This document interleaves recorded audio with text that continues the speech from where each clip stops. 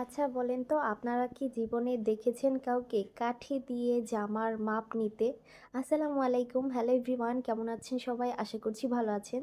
তো কথাটা বললাম একটু দুষ্টুমি করেই। আসলে আমি বলছিলাম যে আমরা যারা হোম বেকার আছি, যখন একটা কাজ প্রপার ঠিকঠাক করতে চাই, তখন আমি মনে করি যে হয়তোবা সবাই এরকম কিছুটা আগে একটু মার্ক করে নেই যেন কাজটা একদম নিখুঁতভাবে হয়।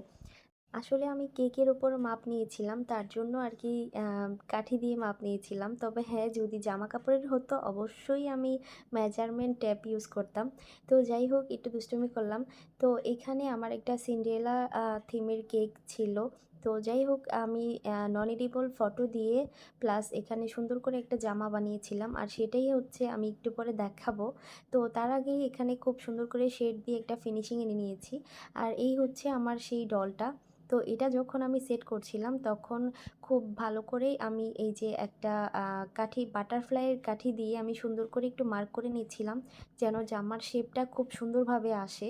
তো এইটাই আমি বলছিলাম যে আমি কাঠি দিয়ে জামার মাপ নিয়েছি। এই কেকটা আমি বেশ কিছুদিন আগেই করেছি। তবে ডিটেইলসে ভিডিওটা শেয়ার করার ইচ্ছে ছিল। আসলে এত বড় ভয়েস ওভার দিয়ে ভিডিওটা আপলোড করার সময় হচ্ছিল না।